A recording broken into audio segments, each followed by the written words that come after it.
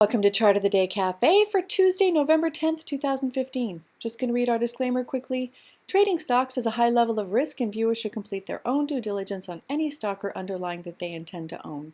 100% of the content of this video and communique is intended for journalistic and educational purposes only. This video and all indicators, strategies, and articles herein should not be construed as investment advice. Thank you for your patience with that. So as always, we start our videos off with a 2-year weekly chart of the Russell Index. We use the Russell as our simple proxy for overall market health, strength, and direction. And because we never want to put a chart forward to our viewers unless we're putting it forward in a rising market environment. Regular viewers well know we've been keeping an eye on this blue channel line that the Russell was trading in through much of 2014. And then had this breakout to the upside in early 2015, and then we had that ugly price action in August and September that brought us right down to the bottom of the channel where price was defended, and it's been working its way higher ever since.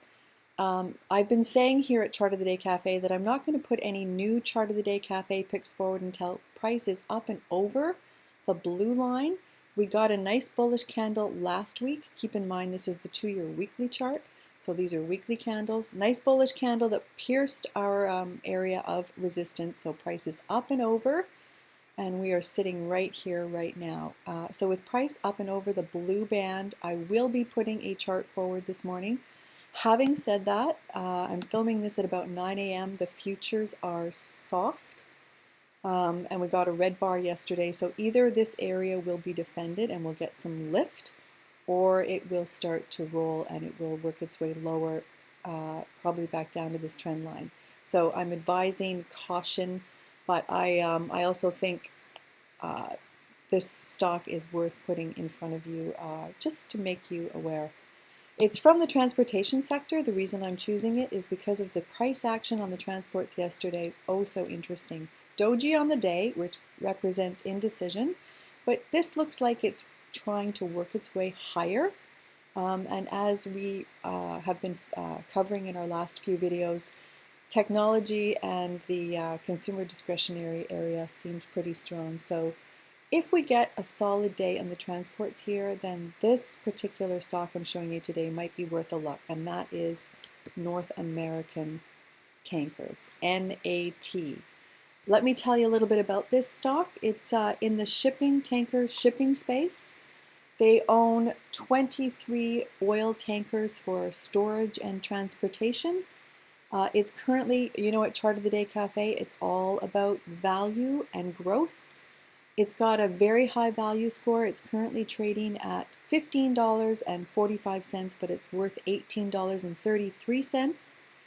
It's got a forecasted earnings growth rate, wow, of 41%. Love that. A PE of 14.71, but the icing on the cake with this one is it's got a dividend yield of 9.84%. Wow, this is a real wow stock to me. So that's why I thought I didn't put it in front of you. I'm going to move it away from the 9-month daily to the 3-month so you can really get a close look at how it's behaving. We're past earnings. We have price piercing our 8-day EMA, which we like.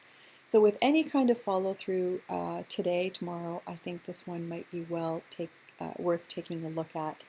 Moving it away from the 3-year monthly, I'm going to go back to the 2-year weekly so you can really see how it meandered around and then broke through this area of prior resistance, came back down, and we're now up and over. And in this area, I'm going to show you what I see, which is a little bit of a wedge, which would suggest that it wants to work its way higher. So I just keep an eye on things like this and say, okay, it broke out of that area. We're past earnings. In a yield-hungry environment with that kind of dividend yield, this one will capture some interest. So my Chart of the Day Cafe pick for today is NAT, North American Tankers. When I feature a chart, I always want to put some other things in front of you. So I'm going to play this little piece that Kramer put on his show not too long ago. I will include this with the video today. He talks about NAT and how it's one of his favorite, or is his favorite, in the shipping and tanker space, along with some articles that I've filed in Evernote, one from the Globe and Mail, and one from CNBC. The tanker business is booming. Sliding oil prices send tanker demand rates soaring. That's from the Globe and Mail, and this is from the Motley Fool, why oil tankers are in for a big year. So keep an eye on NAT, and let me play you that Kramer clip. So for the ones that don't want to stick around, we'll see you in our video on Thursday, and for those that do, it's a very long clip. I'll include it. It's 8 minutes long. I'm just going to play the meat of it for you. Thanks, guys. Have a good day. But after years of underperformance, things have finally turned around. I think it's a real turn at Nordic American. And even though the stock has already doubled, okay, I didn't catch the bottom. I wish I had. I think it still has more room to run. And that's because the fundamentals of the tanker industry are on the upswing. And I bet they're going to stay that way for some time. First, there's all that excess production by the Saudis that I mentioned. As CEO Herb Hansen pointed out in his letter to shareholders at the end of August, and I quote, "A low oil price is good for the tanker industry. There is one main reason why the price of oil is down, and that is increased production and supply of crude oil. As it stands, demand is strong, but high OPEC production has resulted in increased supply of oil. The strong tanker market in the last year or so reflects that reality, and thus we've experienced both an increase in the demand for our vessels and in the rates we are able to charge for our services," end quote. Hansen's absolutely right. Currently, day rates for oil tankers that are at the cost of renting one ship for one day are at the highest levels in years. The spot rate for what's known as very large crude carriers taking oil from Middle East to the Far East is at over $100, $100,000 a day. We haven't seen that since summer of 2008. It got as low as $10,000 a day. I almost rented one to have my wedding on. Hey, good dance floor. Of course, these tanker day rates can be incredibly volatile. But in this current environment, companies like Nordic American are basically printing money. That's because at long last, there simply aren't enough oil tankers out there to fill the current demand for these ships. And I bet the situation is going to stay that way. Second, as long as oil prices stay down here in the 40s, which could happen, there's going to continue to be lots of speculators who buy actual crude oil at these low prices and hold it. They hold on to it in the hopes that the price will rise in the not-too-distant future. These speculators need to put their oil somewhere. And tankers are really one of the few options for storing gigantic quantities of Texas tea, particularly because all those big cylinders that you see, they're almost all filled these days. Oh, and there's another huge plus from cheap oil. Lower fuel costs, which really matter. It's probably the biggest variable cost for Nordic American. But why Nordic American in particular?